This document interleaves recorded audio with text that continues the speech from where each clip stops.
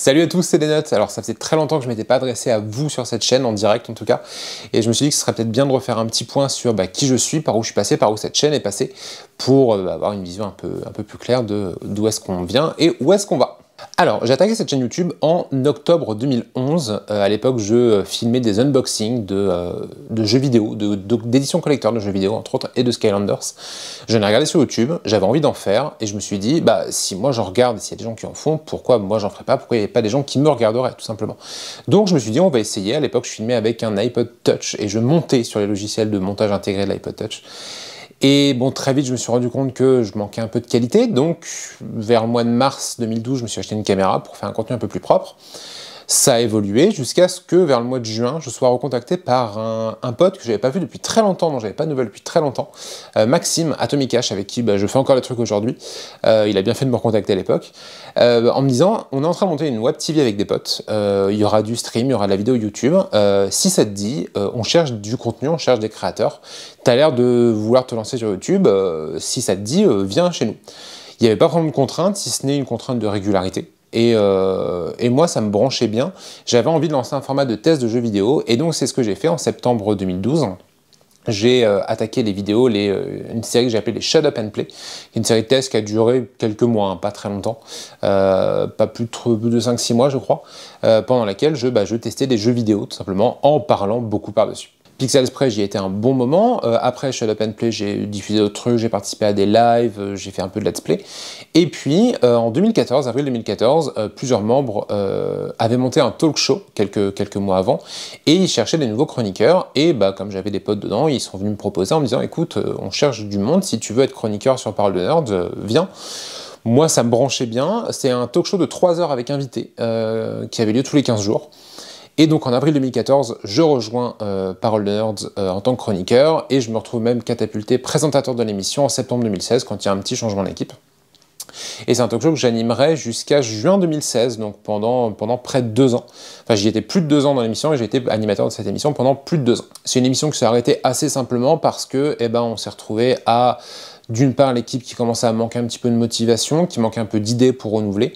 Il y a eu cette pause estivale qui a fait que on devait reprendre en septembre, on n'a jamais repris en septembre, on a essayé de travailler à changer le format, on n'a pas réussi, et l'émission finalement s'est arrêtée d'elle-même. Tout est encore disponible sur un Mixcloud, tapez Parole de Nerds Mixcloud, si ça vous intéresse, vous pouvez retrouver toutes nos anciennes émissions. Il y en a des pas ouf, il y en a des très très bonnes, duquel je garde d'excellents souvenirs, on a des invités formidables, et globalement, ça reste un très très bon souvenir pour moi. Cette fin de PDN, elle va un peu avec la fin de Pixel Spray. Pixel Spray s'est arrêté début 2017 par manque, encore une fois, d'une part d'investissement de la part des streamers, des youtubeurs qui étaient dessus, et peut-être de la part manque un peu d'engagement aussi de la part de l'équipe qui gérait le projet. Je faisais partie de cette équipe, donc je me tape dessus également. Et un peu avant ça, il y avait quand même eu la volonté de ma part de faire quelque chose. Donc d'une part pour essayer de relancer un peu Pixel Spray qui commençait à s'essouffler, et d'autre part, moi d'essayer de vraiment me lancer à fond sur YouTube. Ça c'était vers le mois de août-septembre 2016, où j'ai vraiment voulu me lancer à fond sur YouTube en me disant, tu publies une vidéo par jour. Il y avait du let's play, il y avait des vidéos sur Crossmaster, je vais revenir sur Crossmaster, il y avait des critiques littéraires que je faisais, je donnais mon avis sur des bouquins que j'avais lus, et ce qui faisait que ça me faisait du contenu 3-4 jours par semaine sur Pixel Spray, et du contenu une fois par jour sur ma chaîne. Ça a duré 3-4 mois, avant que je fasse une espèce de petit burn-out tellement j'étais crevé parce que je ne faisais plus que ça.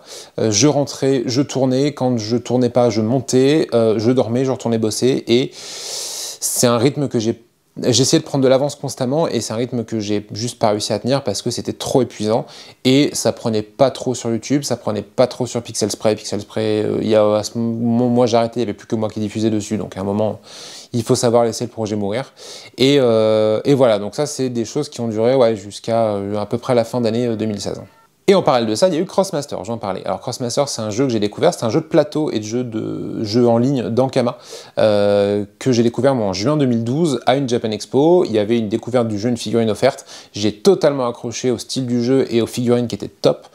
Je me suis retrouvé du coup à acheter les figurines au fur et à mesure qu'elles sortaient, acheter les jeux, en faire des reviews, et j'ai lancé une émission qui s'appelait Double Critique, qui était une émission sur ce jeu-là, de présentation des produits, de présentation du lore autour du jeu, de présentation de créateurs qui faisaient comme moi des choses autour de ce jeu-là.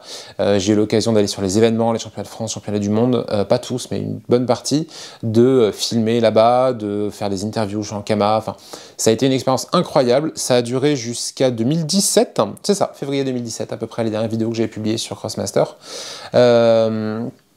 Je garde un souvenir très ému de cette période-là parce que ça a été une grosse passion que j'ai eue pendant pas mal d'années, qui m'a permis de rencontrer plein de monde, d'appartenir à une communauté, de rencontrer cette communauté sur des événements, le plaisir de retourner sur un événement et de recroiser 10, 15, 20 potes qu'on voyait que comme ça, par forum interposé ou sur les événements, et de me faire des très bons amis dans le lot, et voilà, ça a été un vrai plaisir. J'ai arrêté parce que, d'une part, Ankama a aussi arrêté la version jeu en ligne, il ne reste plus actuellement que le jeu de plateau qui a plus des masses de sorties, la communauté globalement s'est essoufflée, le jeu s'est essoufflé, et voilà, c'est un petit peu triste, mais encore une fois, voilà, c'est une page qui se tourne, et ça a été une période assez incroyable pour moi, ça m'a permis de faire des choses qui m'ont beaucoup plu, de m'améliorer sur plein de choses, d'un point de vue matériel, d'un point de vue technique, et j'ai vraiment beaucoup aimé la période que j'ai passée à propos de Crossmaster. J'en reviens du coup après cette période où j'ai voulu me lancer intensivement en 2016. Voyant, ça prenait pas trop, et d'un autre côté, j'avais parlé pas mal de fanzina suite à des achats faits à Japan Expo, j'avais parlé un peu de manga, notamment de manga français dans mes critiques littéraires, et j'étais contacté par un certain Kasai Risu qui venait de lancer il y a quelques semaines, quelques mois avant, une page Facebook qui s'appelait Parlons Manga Français, qui était accompagnée d'un site qui visait à présenter et démocratiser le manga français. En me disant, t'as parlé de telle vidéo, tu parles d'un manga français, ou ta vidéo sur le fanzina, elle est cool, est-ce qu'on peut la diffuser? Alors, oui, si vous voulez me faire de la pub, faites-moi de la pub, je dirais pas non. Donc je regarde un petit peu le projet, je me rends compte que c'est assez sympa, c'est un domaine qui m'intéresse quand même pas mal. Et puis, je me dis, ils ont un site, ils font un peu de rédaction, ils prennent des fiches de la news. Je les contacte en me disant, écoutez, si vous voulez parler de fanzina, je m'y connais un petit peu. Alors, je m'y connaissais vaguement, par rapport... Je connaissais pas mal de choses que j'avais vues, notamment dans les espaces amateurs de chez Japan Expo, en fouillant un peu sur Internet, mais j'étais loin de tout connaître. Mais j'avais quelques connaissances de base. Et puis, je lui dis, je connais pas mal... Ankama, si tu veux un coup de main sur la rédaction des fiches, notamment sur les mangas de Fu, Swakfu, et même d'autres trucs qu'ils ont fait, moi je veux bien vous filer un coup de main, il n'y a pas de souci. Je me suis très vite retrouvé catapulté à rédacteur sur le site, pas seulement pour la partie Ankama, sur un peu de tout, faire de l'actu sur le site, sur la page, et puis faire des fiches aussi. Et derrière, il y a eu la volonté de développer un contenu vidéo, donc en début 2017, et donc on a lancé une chaîne YouTube Parlons Manga Français. Ça m'a permis aussi de faire encore une fois des tests, des critiques, des présentations de mangas français, des interviews d'éditeurs, des interviews d'auteurs, de dessinateurs, des dédicaces filmées. Il y a eu pas mal de concepts, on faisait des lives aussi sur Twitch à un moment. C'était super chouette. Et au fait, alors on va parler un petit peu de ce moment-là. Donc là on est sur 2017. Ce qui s'est passé, c'est que fin avril, début mai 2017, j'ai perdu un proche, des suites d'une très longue maladie qui a duré une année et qui l'a emporté en un an. Et j'ai assez mal vécu cette perte, déjà parce que c'est toujours dur de perdre quelqu'un, et parce que, pendant cette année où il a été malade, cette dernière année, moi j'ai eu ce gros rush de plusieurs mois où j'ai voulu me lancer à fond et où j'avais plus de vie sociale, où j'avais vraiment plus que je fais du YouTube, je filme, je monte et c'est tout. Et après je me suis lancé dans Parlons Manga Français, donc un nouveau projet dans lequel j'ai été assez prolifique. Et tout ça fait que arriver sur un projet à une période où on n'est moralement pas très bien, ça aide pas. Et après, j'ai fait une espèce de rejet en me disant, tout ce temps que j'ai passé à vouloir faire de la vidéo et tout, j'aurais pu le passer avec cette personne qui nous a quittés maintenant. Et ça a été dur, ça a été un choc, et ça a été une remise en question aussi de un peu, qu'est-ce que je fais de ma vie? Est-ce que c'est vraiment ça que je veux faire? Est-ce que je serais pas mieux à profiter de ma vie, à profiter de mes proches? Et voilà. Enfin, toute la remise en question, toutes les questions qu'on se pose suite en général à un deuil, hein, tout simplement. C'est un parcours assez logique, mais moi, qui fait que je me suis un petit peu dégoûté hein, à ce moment-là de tout ce qui était vidéo. Et du coup, j'ai eu un petit peu du mal à mettre, à continuer à bosser sur Parlons Manga Français. On a continué de faire des choses, j'ai essayé de me bouger, de me dire, attends, il y a une équipe derrière qui veut faire un projet, qui est motivée. Toi, tu traînes la patte, c'est chaud quand même. Enfin, fais un effort, ou alors, lâche l'affaire si tu n'en es pas capable. Et j'avais pas envie de les abandonner non plus, parce que c'est un projet qui me branchait, et parce que voilà, je pensais que j'avais quelque chose à apporter. Mais ça a eu du mal à fonctionner, moi j'étais plus dedans, et voilà, alors on a quand même refait des trucs sympas derrière. J'ai fait une Japan Expo en tant qu'accrédité presse. Très gros souvenir, je vous en ferai sans doute une vidéo un jour, parce que depuis le temps, il y a prescription on va dire, j'ai eu le temps d'y réfléchir, et c'est loin d'être le bonheur que je m'attendais, mais ça a été très particulier, la Japan Expo Presse. J'ai eu l'occasion de descendre faire un reportage à Toulouse dans une école de manga qui a été une expérience aussi assez folle. Voilà, j'ai fait plein de super choses avec eux, j'en garde très bons souvenirs. Malheureusement, c'est tombé une période de ma vie où j'ai eu besoin de changement et j'ai eu besoin de me recadrer un petit peu, et voilà. Donc, j'ai lâché Parlons Manga Français vers l'hiver-printemps 2018. Quelques semaines, quelques mois après, quand je me suis rendu compte que ça servait à rien d'insister, j'en pouvais plus. Donc, j'ai tout simplement cessé ma collaboration avec eux, en leur souhaitant le meilleur pour la suite, en espérant que si un jour ça va mieux, j'ai envie de m'y remettre, avec eux. Ça va mieux, mais j'ai pas eu spécialement envie de m'y remettre. De me lancer en fait dans des gros projets comme ça, très chronophages, qui font que tu fais plus que ça, et non, c'était plus ce que je voulais.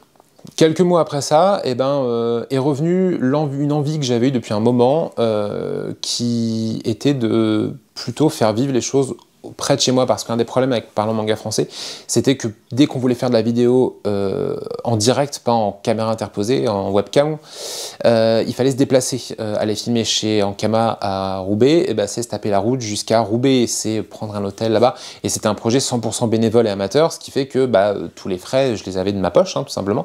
Ça me faisait plaisir de le faire, mais on pouvait pas se permettre de faire 50 projets par an, parce que c'est pareil, une Japan Expo en accrédité presse, c'est quand même le transport, l'hôtel, la nourriture pendant 5 jours là-bas, et ça a un certain coût. Et j'étais à une période de ma vie où j'avais plus forcément les moyens d'investir non plus tant que ça dans des projets comme ça.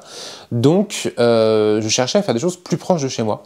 Et j'avais eu cette envie, il y a très longtemps, à l'époque de Pixel Spray, d'essayer de faire des choses, de présenter les boutiques autour de chez moi, de faire du reportage dans les petites conventions qu'il y a par chez moi. Et donc je suis allé chercher mon pote Maxime, Atomic Cash, en lui disant, écoute, j'ai envie d'un projet, pas prise de tête, pas chronophage, mais genre, quand il se passe un truc par chez nous, on le couvre, on fait quelque chose. Et c'est comme ça qu'on a lancé un projet qui s'appelle le Guide de survie du geek à vrai, qui est un petit peu un hommage au guide... merde, j'ai perdu le mot en français. Le Guide du voyageur intergalactique, voilà. Et qui est un petit peu dans l'idée aussi hommage du guide de comment survivre à une apocalypse zombie. Voilà, donc toute cette idée un peu, ce délire autour des guides, nous de se dire, on va faire un annuaire des boutiques, des sites, des boutiques, des lieux, des activités, des associations, des choses geeks qui sont par chez nous, donc c'est-à-dire la région du Havre en Normandie. Et puis quand il y aura une convention, on ira faire un petit reportage. Quand il y aura un événement, une boutique qui ouvre, on ira couvrir la chose. Et voilà. Et donc le but c'était de se dire, quand il y aura une activité, je sais pas, tous les 1, 2, 3 mois, on ira le faire. Entre temps, quand il y a de l'actu, on fait un petit partage sur Facebook, ça nous prend pas beaucoup de temps, ça nous prend pas beaucoup d'énergie, on peut faire ça à côté de notre vie à nous. Et ça nous fera faire de la vidéo, ça nous fera faire des choses qu'on aime, parce que c'est quand même un plaisir d'aller sur un événement, de filmer, etc. Mais derrière, il faut faire le montage, et puis voilà, il faut que ça reste un plaisir, il ne faut pas que ça reste une obligation, enfin pas que ça devienne une obligation. Et ce projet-là me semblait parfait pour ça, et on est toujours dessus depuis, même si depuis un an, avec la crise du Covid, tout ça, c'est limité. On peut plus faire autant de choses qu'on veut. On a une chaîne YouTube que vous pouvez retrouver, on a une page Facebook. Alors si vous n'êtes pas du coin, ça va pas forcément beaucoup vous intéresser, même si sur des conventions, on a pu interviewer des gens qui, notamment, on a pu faire des interviews avec Brigitte Lecordier ou avec certains youtubeurs, avec certaines personnalités. Enfin voilà, on a eu des occasions de rencontrer des gens, de voir aussi comment se passe le développement d'une petite convention, une convention moyenne à échelle locale, on va dire. Et puis voilà, de couvrir des ouvertures de boutiques. On travaille beaucoup avec un cinéma à côté de chez nous qui fait énormément d'activités, de soirées, d'événements geeks. Nous, on participe de plus en plus. À la base, on était juste la partie un petit peu pour filmer, faire des vidéos. Et maintenant, on est pleinement investi dans l'organisation de soirées, de voilà. Par exemple, en août dernier, ils ont fait une nuit Batman de Nolan. Et je me suis enquillé la présentation de toute la nuit, avec des activités, quiz, jeux, sessions de redoublage, anecdotes, voilà. Tout ça au fur et à mesure dans la soirée, pour animer un petit peu la chose, en partenariat avec le cinéma qui nous accepte pour leur filer un coup de main, nous invite gracieusement à participer à ces événements et à assister aux films qui sont derrière. Et voilà, c'est qui nous fait un peu de pub en échange de la pub qu'on leur fait aussi, tout simplement, en échange de bons procédés. Encore une fois, sur des choses assez simples, pas très chronophages et assez divertissantes, rafraîchissantes, tout simplement. Donc voilà, ça c'est le projet qui m'anime depuis quelques années. Alors autant à l'époque de PDN, je vous mettais des teasers sur ma chaîne YouTube. À l'époque de PMF, au début, je vous ai mis des teasers aussi pour vous envoyer sur la chaîne de PMF pour découvrir tout ça. Là, sur le guide, c'est pas les choses que j'ai fait parce qu'on est sur une échelle très ciblée, très locale, donc j'étais pas sûr que ça vous intéresse beaucoup. Mais voilà, je tenais à vous expliquer un petit peu tout le passif, tout le parcours et pourquoi il y a eu des moments où la chaîne était très creuse, des moments où la chaîne était vide parce que il s'est passé des choses dans ma vie tout simplement et j'ai participé à d'autres projets qui n'étaient pas forcément sur ma propre chaîne, tout simplement. L'avenir, c'est quoi? L'avenir, en ce moment, c'est Twitch. Ce qui me branche, je me suis mis au streaming parce que j'ai déménagé, j'ai emménagé avec ma compagne. On a une super connexion internet qui me permet de streamer et j'ai pas spécialement envie de streamer du jeu vidéo, même si ça peut arriver. Là, en ce moment, le gros kiff, c'est de streamer du montage de Lego. Vous avez vu, j'ai commencé à poster 1 ou 2 replays. On va essayer d'en faire 1 ou 2 par semaine comme ça, tout en discutant. Voilà, on discute de tout et n'importe quoi et on monte des Lego en même temps. Voilà, tout simplement. La dernière fois, par exemple, la vidéo que je l'aurais peut-être pas encore postée avant celle-là. On a discuté d'adaptation littéraire, on a discuté de séries télé, enfin voilà, de un peu tout et n'importe quoi en montant un set de Lego. C'est le but, c'est d'échanger, de discuter un petit peu, de passer un bon moment. Et puis tout simplement, sans prise de tête, sans l'objectif de devenir un méga streamer, etc. Je fais juste ça parce que ça m'amuse et c'est tout. Et je cherche pas à avoir 50 000 personnes en live. Si on est 3-4 à discuter, moi je suis totalement heureux. Si vous voulez venir à discuter à 12, je serais heureux aussi, hein, mais voilà, il n'y a pas de prise de tête, voilà, je compte pas devenir streamer de métier, je compte juste une fois ou 2 par semaine, passer un bon moment à discuter avec des gens en m'amusant et en streamant parce que j'aime ce relationnel, ce contact, tout simplement.